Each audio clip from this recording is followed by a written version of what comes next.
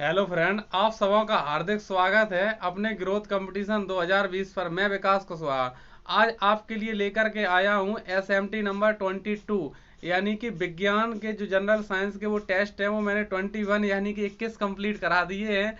आज आपके सामने मैं टेस्ट नंबर 22 लेकर के आया हूं। इसमें मैंने बायोलॉजी के 40 प्रश्न लिए हैं। तो इस बायोलॉजी के 40 प्रश्नों को बहुत ही अच्छे तरीके से धुआंधार एकदम बहुत ही बेहतरीन तरीके से मैं एक्सप्लेनेशन अभी इसमें करने वाला हूं।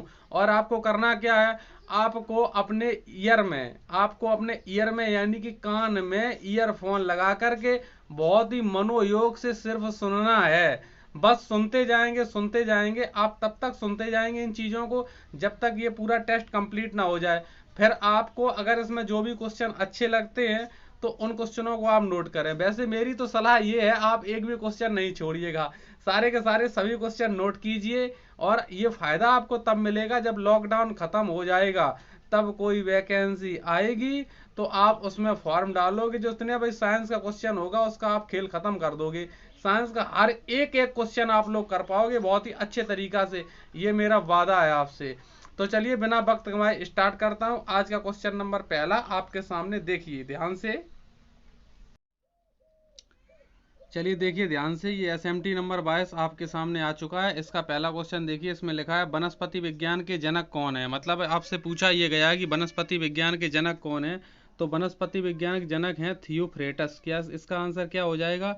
थियोफ्रेटस हो जाएगा इसका आंसर। चलिए क्वेश्चन नंबर सेकंड आपके सामने है, और आपको मैं उतना एक्सप्लेन करूंगा इसमें चारों ऑप्शनों के साथ। जो ऑप्शन आपके लिए ज़रूरी होंगे उसी को मैं एक्सप्लेन करूंगा, मतलब फालतू का एक्सप्लेन करके आपका दिमाग खराब नहीं करना चाहूँगा।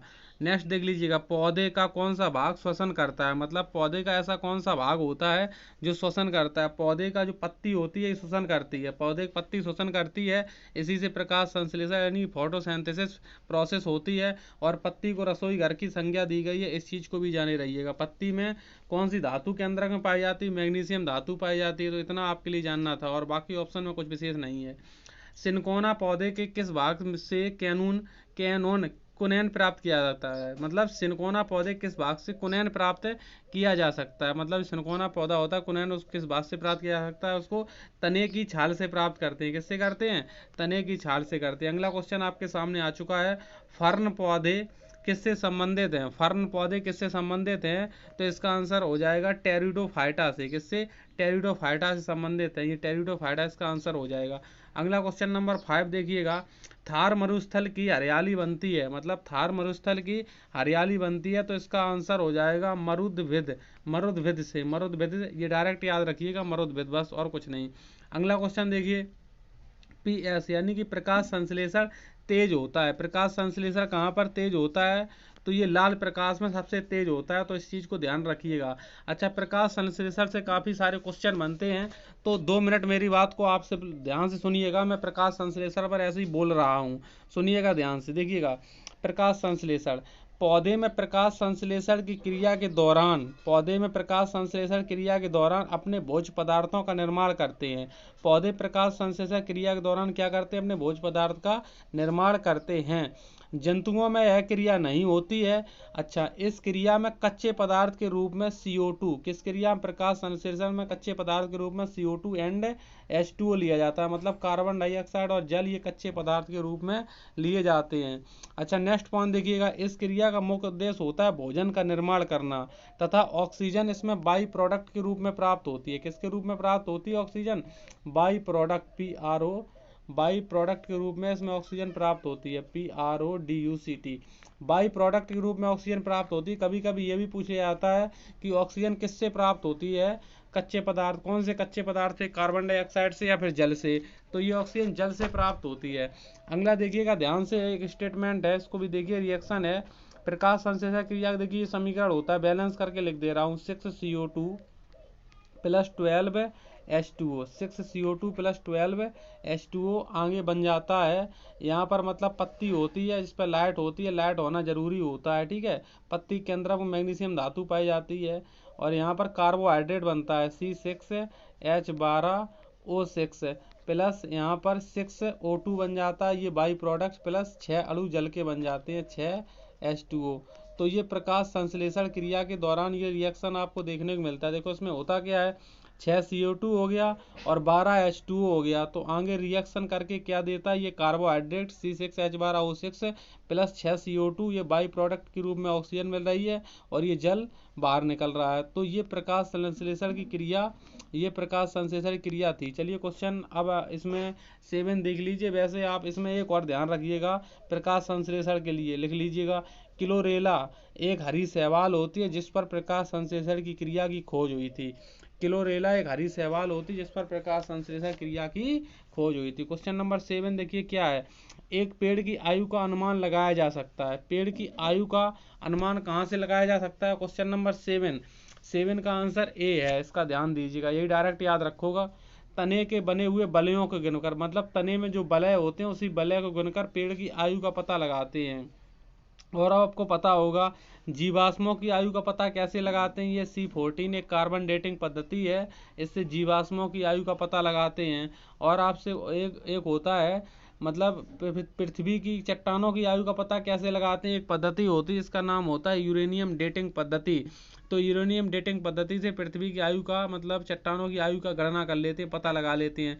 तो ये 3 बातें आपके लिए जानना जरूरी था। अगला क्वेश्चन देखिए, नेक्स्ट इसमें लिखा हुआ है फिर से फोटोसिंथेसिस वाला है। प्रकाश संश्लेषण के दौरान पैदा होने वाले ऑक्सीजन का स्रोत क्या है? जल से पैदा होता, अभी मैंने बताया था। तो ये जल से ऑक्सीजन प्राप्त होती है। ठीक है, क्वेश्चन नंबर ये 8 का आंसर ये हो गया। और इसमें कच्चे पदार्थ के रूप में कार्बन डाइऑक्साइड लिया जाता है। ठीक है, क्लोरोफिल पत्तियों में पर्ण हरे में पाया जाता है और ये प्रकाश के, सूर्य के प्रकाश में क्रिया होती है, सनलाइट में होती है क्रिया। ठीक है, सबसे ज़्यादा किस प्रकाश में होती है वो चीज़ ऊपर अभी आपको बताई गई थी। सबसे ज़्यादा मतलब कौन सा प्रकाश होता है? लाल प्रकाश। ठीक है, क्वेश्चन नंबर देखिए नेक्स्ट, प्रकाश संश्लेषण में पौधे द्वारा कौन सी गैस उपयोग की जाती है? आंसर हो जाएगा कार्बन डाइऑक्साइड। कार्बन डाइऑक्साइड इसका। क्वेश्चन नंबर 10 आपके सामने है, हरे फलों को कृत्रिम ढंग से पकाने हेतु प्रयोग किया जाता है। हरे फलों को कृत्रिम ढंग से पकाने हेतु क्या प्रयोग किया जाता है? क्वेश्चन नंबर 10 है, इसका आंसर हो जाएगा एसिटिलीन। एसिटिलीन का सूत्र होता है C2H2, मतलब एसिटिलीन ये एक एल्काइन श्रेणी का दूसरा सदस्य है एसिटिलीन। और एसिटिलीन का अगर हम संरचना सूत्र बनाएं तो इस तरीके से CH ट्रिपल बॉन्ड CH। तो इसमें एसिटिलीन में ट्रिपल बॉन्ड पाया जाता है और जो हाइड्रोजन ट्रिपल बॉन्ड से जुड़ता है वो अम्लीय हाइड्रोजन कहलाता है। तो एसिटिलीन में कितने अम्लीय हाइड्रोजन हो जाएंगे? 2 हो जाएंगे। और एथेन का सूत्र जान लो, C2H6 होता है। और हाइड्रोजन का सबसे पहले जो शब्द का प्रयोग है लेवासियन किया था, और हाइड्रोजन शब्द का प्रयोग लेवासियन किया था, और हाइड्रोजन की खोज हेनरी कैवेंडिश ने की थी। इस चीज़ को ध्यान रखिएगा। हाइड्रोजन के 3 समस्थानिक होते हैं, 1H1 1H2 1H3। 1H1 सबसे हल्का समस्थानिक होता है, 1H3 सबसे भारी समस्थानिक होता है। इनका क्रमशः नाम है प्रोटियम, ड्यूटियम और ट्राइटियम। और 1H3 को यानी कि रेडियो एक्टिव समस्थानिक भी कहते हैं। और कार्बन डाइऑक्साइड का सूत्र होता है CO2, ये कच्चे पदार्थ के रूप में प्रकाश संश्लेषण में यूज करते हैं। अगला क्वेश्चन नंबर 11, पत्तियों का रंग हरा होता है क्योंकि उसमें उपस्थित होता है, मतलब पत्तियों का रंग हरा होता है, उसमें क्या उपस्थित होता है? उसमें क्लोरोफिल उपस्थित होता है। मनुष्य के रक्त में हीमोग्लोबिन पाया जाता है। ठीक है, ध्यान रखना। और धातु का आयन नहीं है। ठीक है, और ये लोहा मनुष्य के मतलब उसमें पाया जाता है, रक्त में फेरिक यानी कि लोहा पाया जाता है। इस चीज को भी ध्यान रखना है आपको। क्वेश्चन नंबर 12, पत्तियों के क्षेत्र जिनके द्वारा जल द्रव रूप में कभी कभी बाहर निकलता है उन्हें क्या कहते हैं? उन्हें क्या कहते हैं? क्वेश्चन नंबर जो 12 है इसको कहते हैं जलरंध्र। जलरंध्र यानी कि हाइड्रोथोड, इसको हाइड्रोथोड यानी कि जलरंध्र कहा जाता है। अब क्वेश्चन नंबर 12 देखिए, इसमें सेकंड वाले पार्ट में देख लीजिए। क्वेश्चन नंबर 12 बहुत ही इंपॉर्टेंट क्वेश्चन है। तो क्वेश्चन नंबर 12 तो आपने देख ही लिया। आप क्वेश्चन नंबर 13 देखने से पहले ध्यान दीजिए, ये साइंस का टेस्ट नंबर 22 है। इसमें सारे के सारे मैंने वो क्वेश्चन लिए हैं जो आज के 20 साल पहले एग्जाम में पूछे गए थे। तो ये क्वेश्चन आगे चल के रिपीट होते हैं एग्जामों में। जो मैं एक्सप्लेनेशन करता हूँ चारों ऑप्शनों का, ये एक्सप्लेनेशन आप अपने कॉपी में जरूर लिखें, तब आपको चल के कुछ ना कुछ फायदा हो जाएगा। और ये रंध्र दिया था, रंध्र स्टोमेटा का मतलब होता है कि पत्तियों में रंध्र जो होते हैं, स्टोमेटा ये मतलब पत्तियों में रंध्र प्रकाश संश्लेषण के लिए ओपन और क्लोज होते हैं। रंध्र को खोलने के लिए मतलब कौन सी धातु का प्रयोग करते हैं? क्वेश्चन ऐसे आता है, तो पोटेशियम धातु का प्रयोग करते हैं। तो क्वेश्चन नंबर ये 13 क्लियर हो गया। ठीक है, अब देखिए क्वेश्चन नंबर 13, प्रकाश संश्लेषण के दौरान कौन सी गैस निकलती है? तो ऑक्सीजन गैस निकलती है। कौन सी गैस निकलती है? ऑक्सीजन गैस निकलती है। कार्बन डाइऑक्साइड कच्चे पदार्थ के रूप में लेते हैं। ठीक है, नाइट्रोजन और हाइड्रोजन कोई मतलब नहीं है यहाँ पर। ठीक है, अच्छा क्वेश्चन नंबर देखिए 14, पौधे मुख्यतः पोषण करते हैं। पौधे मुख्यतः किसका पोषण करते हैं? 14 का आंसर यहाँ पर डी हो जाएगा, भूमि से। क्या पोषण पोषण करते हैं? मतलब भूमि से। तो इसका आंसर ये हो जाएगा। नेक्स्ट क्वेश्चन नंबर 15 आपके सामने है।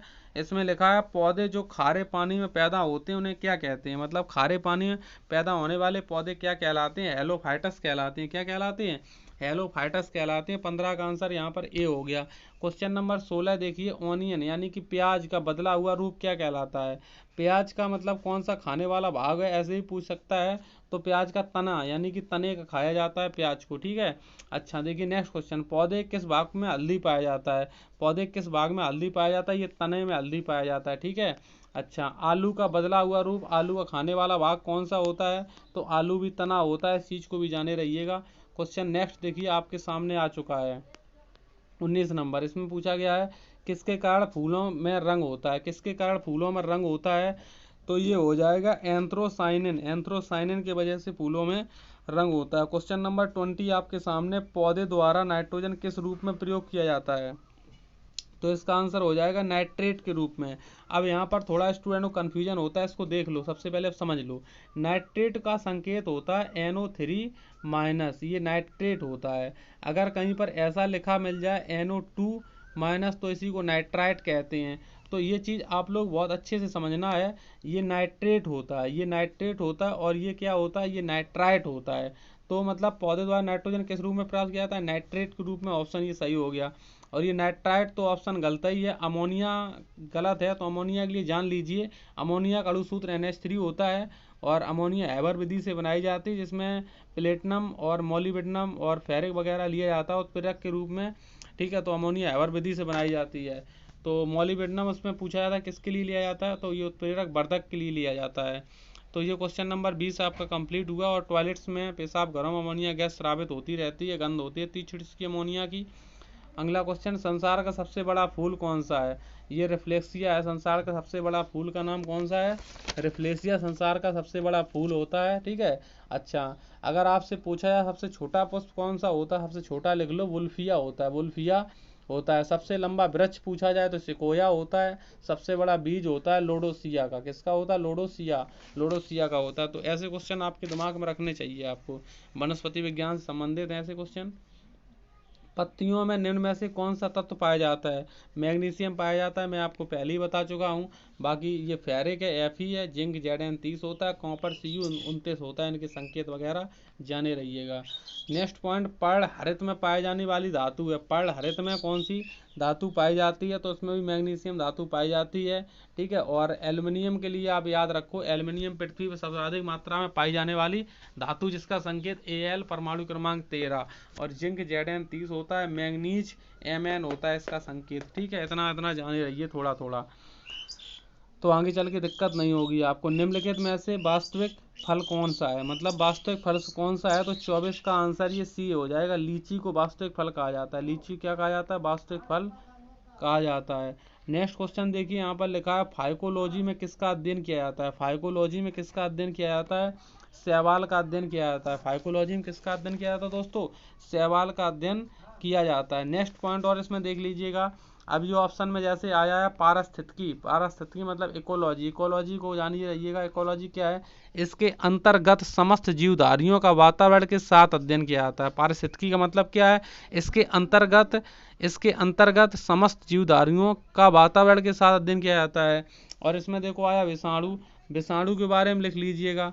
विषाणु का मतलब अध्ययन होता है वायरोलॉजी में, विषाणु का अध्ययन वायरोलॉजी में होता है। कवक का भी लिख लो, कवक का होता है माइकोलॉजी में। किसमें होता है? माइकोलॉजी में होता है। तो 25 का आंसर क्या बना था? ए बना था। बाकी के 3 ऑप्शनों का एक्सप्लेनेशन मैंने आपके सामने कर दिया है। क्वेश्चन नंबर देखिए नेक्स्ट आपके सामने अब आएगा 26 यानी कि 26 नंबर क्वेश्चन।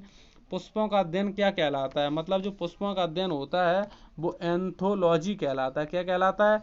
एंथोलॉजी कहलाता है पुष्पों का अध्ययन। अब देखिए इसके चारों ऑप्शनों का एक्सप्लेनेशन मैं करने वाला हूँ। और यहाँ पर आपके सामने देखो आया है एग्रिस्टोलॉजी। एग्रिस्टोलॉजी का मतलब क्या होता है? एग्रिस्टोलॉजी का मतलब यहाँ पर है, लिख लो इसमें डैश करके, घासों का अध्ययन। मतलब जो घासें होती हैं वो एग्रिस्टोलॉजी में आती हैं। नेक्स्ट यहाँ पर दिया गया है फिनोलॉजी। फिनोलॉजी, ये सी ऑप्शन पे लिखा है फिनोलॉजी, इसमें लिख लीजिएगा मस्तिष्क के आयामों का अध्ययन। मस्तिष्क के मतलब जितने भी विभिन्न आयाम होते हैं मस्तिष्क के बारे में इसका अध्ययन किया जाता है। और नेक्स्ट पॉइंट देखिए ये आया है पॉलिनोलॉजी। पॉलिनोलॉजी के बारे में लिख लीजिएगा, पॉलिनोलॉजी में मतलब परागणों का अध्ययन, जो पुष्पों के परागण होते हैं उनका अध्ययन किया जाता है। तो ये क्वेश्चन कंप्लीट हुआ। अगला देखिए क्वेश्चन नंबर 27, इसमें लिखा हुआ है फलों का अध्ययन क्या कहलाता है। 27 में लिखा है फलों का अध्ययन क्या कहलाता है। तो फलों का अध्ययन दोस्तों पोमोलॉजी कहलाता है। 27 का आंसर डी सही हुआ, पोमोलॉजी कहलाता है। नेक्स्ट देखिए इसमें अब बाकी के और ऑप्शन है इसका, चलिए मैं डिटेल कर दे रहा हूँ। देखिए इसमें पहला ऑप्शन में लिखा है स्पर्मोलॉजी। स्पर्मोलॉजी में लिख लीजिएगा डैश करके बीज, यानी कि जो सीड्स होते हैं बीजों का अध्ययन, तो इसमें लिख लो बीजों का अध्ययन। नेक्स्ट देखिए इसमें लिखा है एंथोलॉजी। एंथोलॉजी में लिखो पुष्पों का अध्ययन। एंथोलॉजी में क्या होता है दोस्तों? पुष्पों का अध्ययन होता है। नेक्स्ट देखो इसमें लिखा है पेडोलॉजी। पेडोलॉजी में लिख लीजिएगा, पेडोलॉजी में क्या लिखोगे? मृदा संबंधी अध्ययन। पेडोलॉजी में मृदा संबंधी अध्ययन होता है। तो ये क्वेश्चन आपका बहुत ही बेहतरीन अच्छे से कंप्लीट हो चुका है। क्वेश्चन नंबर 28, वन अनुसंधान संस्थान स्थित है। 28 में पूछा गया है वन अनुसंधान संस्थान स्थित है ये देहरादून, यानी कि देहरादून में स्थित है। ये कहाँ पर स्थित है? देहरादून में स्थित है। क्वेश्चन नंबर 29 देखिए इसमें आ चुका है, क्या आ चुका है इसमें?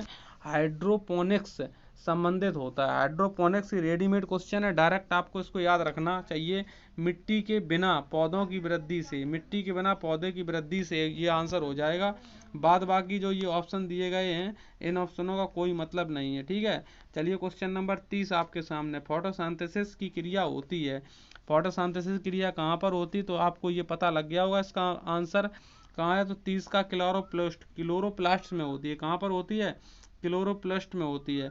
और यहाँ पर जैसे ये ऑप्शन में आया है पत्ती को रसोई घर की संज्ञा दी गई है, ठीक है। अच्छा ये पत्ती को रसोई घर की संज्ञा दी गई, इतना जाने रहिएगा। नेक्स्ट पॉइंट, भारतीय वनस्पतिक सर्वेक्षण का मुख्यालय कहाँ पर है? वनस्पति सर्वेक्षण का मुख्यालय पूछा गया, ये कलकत्ता यानी कोलकाता में। कहाँ पर? ये कोलकाता में। तो ये आंसर हो गया सी, 31 का सी हो गया। क्वेश्चन नंबर 32 में प्राकृतिक वर्ण सैद्धांतिक का प्रतिपादन किसने किया? 32 यहाँ पर क्वेश्चन अच्छा क्वेश्चन है, ये डार्विन ने किया था। किसने किया था? ये डार्विन ने किया था। तो ये आंसर इसका हो गया डी ऑप्शन सही। चलिए क्वेश्चन नंबर 33, फोटोसिंथेसिस होता है कहाँ पर होता है? फोटोसिंथेसिस मतलब ये ऑप्शन देखिए बहुत ही अच्छा क्वेश्चन है, दिमाग लगाने वाला क्वेश्चन है। तो ये केवल दिन में होता है। कहाँ पर होता है? दिन में होता है ओनली फोटोसिंथेसिस। अच्छा एक बात बताइए, फोटोसिंथेसिस में कच्चे पदार्थ के रूप में क्या लिया जाता है? कच्चे पदार्थ के रूप में H2O और CO2 लिए जाते हैं।